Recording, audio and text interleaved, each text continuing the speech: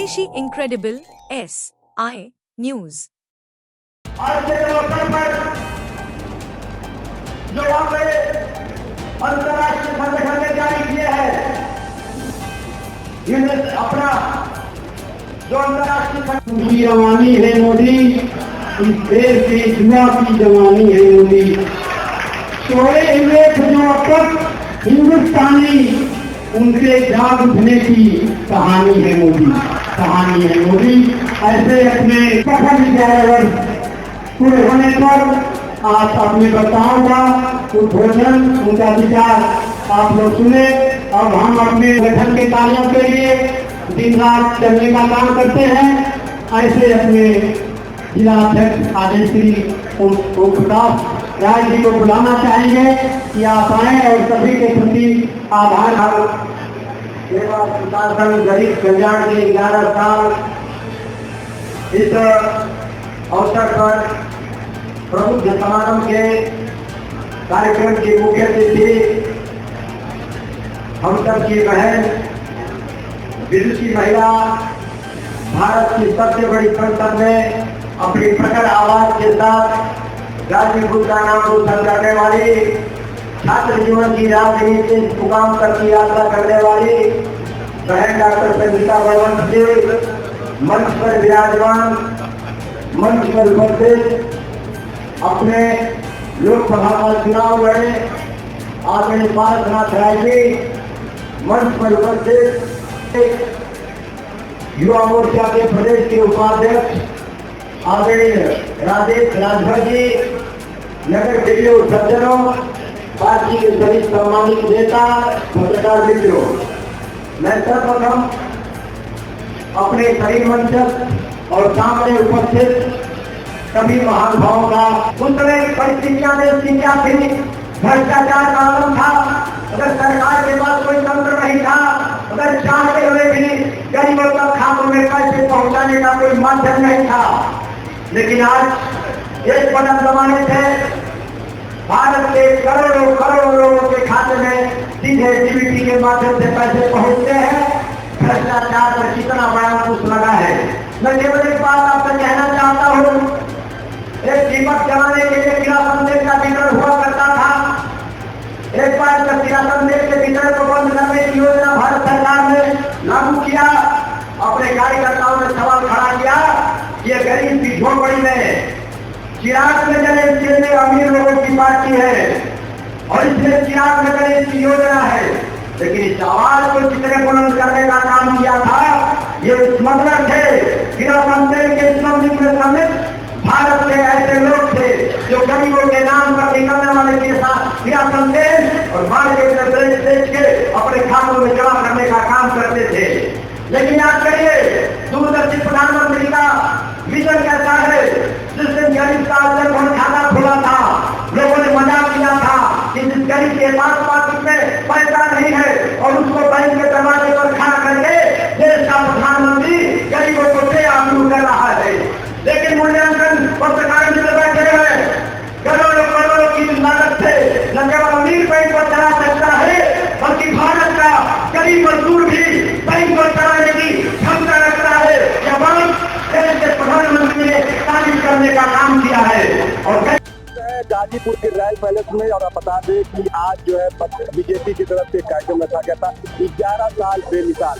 आइए हम कुछ लोग कार्यकर्ता के तौर पर लोग हैं, आइए उससे बात करते हैं कि आप आए और आपने यहाँ पे क्या सुना और क्या कहा।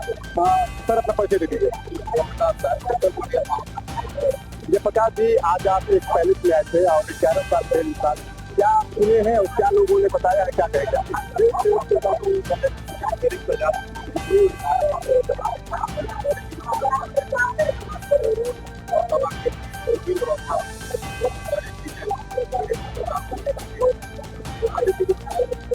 ऐसे में सांसद जी ने बताया है कि जो है गाजीपुर में गरीबों को जो है राशन कार्ड राशन वितरण किया जा रहा है और जो जल जो हर घर जो है उसको भी बहुत तेजी से कार्य किया जा रहा है। क्या लग रहा है, कहीं ना कहीं वादे पूरे हो रहे हैं? बहुत तेजी से काम हो रहा है, बहुत जल्दी पूरा होता है। एक सोशल मीडिया पे एक वीडियो वायरल हो रहा है, गाजीपुर सदर विधायक जय किशन साहू जी को बिजली कटौती को लेकर तिरंगा के लोग कुछ गाली पकड़ दे रहे हैं। क्या कहेंगे आखिर ऐसा क्यों हो रहा है? जीत जाने के बाद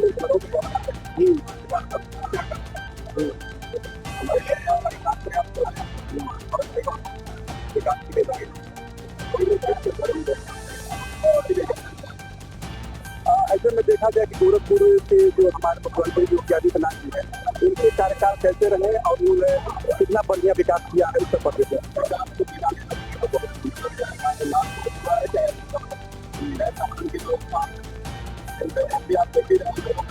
केवल और केवल भारत के यशस्वी प्रधानमंत्री और उनके नेतृत्व को जाता है। आज जब हम 1000 किलोमीटर सड़कें राष्ट्रीय राजमार्ग इस भारत के अंदर बनी है, 37,000 किलोमीटर रेलवे का परिचालन बढ़ा है। देखिए 9 जून 2025 को मोदी सरकार के 11 साल पूर्ण हुए हैं और देश भर में एक पर्व की तरह विभिन्न कार्यक्रम आयोजित किए गए। सेवा, सुशासन और गरीब कल्याण के 11 वर्ष, हम इसको ऐसे कह सकते हैं कि देश के प्रधान सेवक सेवा का जो नारा दे रहे हैं, उन्होंने देश के लिए अपने हाथ में झाड़ू भी उठा लिया स्वच्छता के लिए। और सुशासन ऐसा कि हम लोग 11वीं अर्थव्यवस्था से 5वीं अर्थव्यवस्था से हम लोग 4थी अर्थव्यवस्था और आने वाले 2027 में हम लोग तीसरी दुनिया की बड़ी अर्थव्यवस्था होने जा रहे हैं। और गरीब कल्याण के यह 11 वर्ष को आप ऐसे समझिए कि गरीबों के लिए, अंत्योदय के लिए कितने कार्य किए गए कि हम लोगों ने 25 करोड़ की आबादी के लोगों को गरीबी रेखा से बाहर निकाल दिया। और इससे कम की जनसंख्या हमारे पाकिस्तान में है और 25 करोड़ लोगों को, एक देश को हमने जो है कि देश की जनसंख्या के बराबर, पाकिस्तान की जनसंख्या के बराबर हम लोगों ने गरीबी रेखा से लोगों को बाहर निकाला है। और इस 11 वर्षों में जनता के अंदर इतना हर्ष है, इतना उल्लास है कि आपने देखा अभी कि कितनी भीषण गर्मी और उमस थी, फिर भी लोग हाल से बाहर भी थे। यह साबित करता है कि लोग मोदी की सरकार को केवल तीसरी टर्म में ही नहीं, आने वाले समय में भी लोग मोदी सरकार ही चाह रहे हैं। और तमाम कार्य जैसे कि 4 करोड़ आवास जो है गरीबों को प्रदान किए गए। जब पक्के घर 4 करोड़ देने के बाद भी गरीबों को छत पूरा नहीं मिला, तो हमारी सरकार ने यह घोषणा किया कि 3 करोड़ आवास हम और देंगे और 10 करोड़ हम लोग, भारतीय जनता पार्टी की सरकार, मोदी सरकार ने 10 करोड़ शौचालय, जिसे इज्जत घर कहा जा रहा है, उसे प्रदान करने का कार्य किया। और इसके साथ ही महिलाओं के लिए विशेष कार्य, उनको महिलाओं को के लिए कि जल के लिए दूर न जाना पड़े, पानी भरने के लिए दूर न जाना पड़े, कुएं पे न जाना पड़े, हैंडपंप से दूर न जाना पड़े, इसके लिए जल जीवन मिशन के तहत 15 करोड़ परिवारों को हर घर जल से जोड़ा गया। और साथ ही आयुष्मान कार्ड योजना के तहत 5 लाख का निःशुल्क जो है कि इलाज हो रहा है। और इसमें इसको विस्तारित करते हुए 70 साल से अधिक उम्र के लोगों को भी इसमें शामिल कर लिया है, चाहे वो किसी भी जाति धर्म के हो, गरीब हो या अमीर हो, 70 साल के ऊपर का कोई बुजुर्ग है तो उसको भी आयुष्मान भारत कार्ड योजना का लाभ मिलेगा। इसके अलावा पहली बार जो महिलाएं उद्योग स्थापित करना चाह रही हैं, उनके लिए 2 करोड़ रुपए तक का टर्म लोन की भी व्यवस्था की गई है।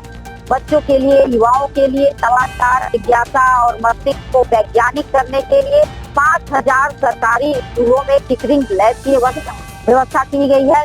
और आपको मैं यह भी बताना चाहूंगी कि 2047 में विकसित भारत का लक्ष्य देश के प्रधानमंत्री माननीय श्री नरेंद्र मोदी जी ने जो तय किया है, इसमें देश का एक एक नागरिक जो है अपनी भूमिका को निर्वहन कर रहा है और उनके साथ लगा हुआ है, चाहे सामरिक शक्ति हो, चाहे वैश्विक शक्ति हो, चाहे आर्थिक शक्ति हो। आज हर क्षेत्र में हम लोग प्रधानमंत्री जी के नेतृत्व में आगे बढ़ रहे हैं। आप देखिए कि किस तरह से हमने स्वदेशी हथियार निर्मित किए, स्वदेशी अस्त्र शस्त्र निर्मित किए। हम लोगों ने प्रचंड नाम का एक स्वदेशी हेलीकॉप्टर बनाया इस देश में। हम लोगों ने अग्नि, आकाश और ब्रह्मोस जैसी मिसाइलें इस देश में तैयार किया।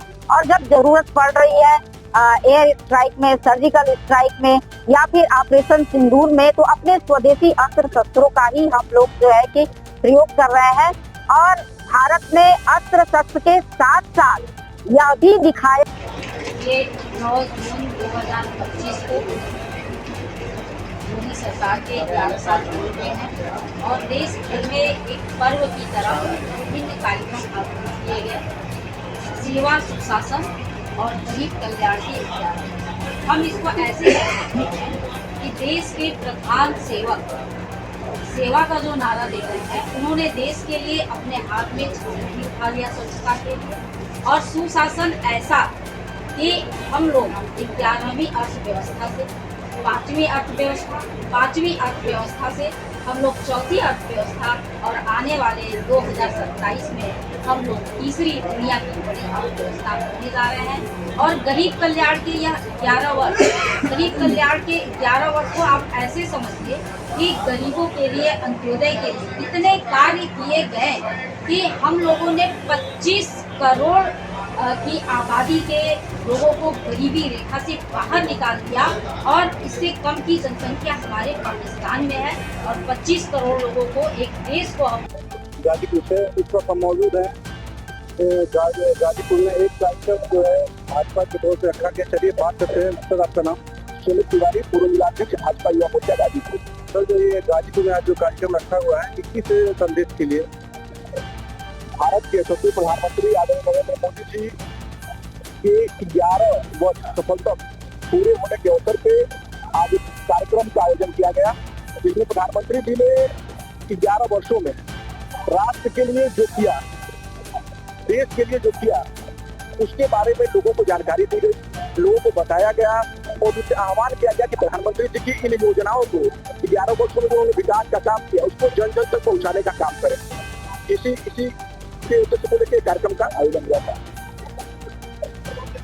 मोदी ने बहुत सी स्कीमें बताई है लोगों को, उस विषय पे आप क्या कहना चाहते हैं? प्रधानमंत्री जी की सबसे एक योजनाएं उनकी जो है वो जनहित के लिए है। उनका जो सपना था कि जैसे अंत्योदय, पंडित दीनदयाल उपाध्याय जी का एक सपना था कि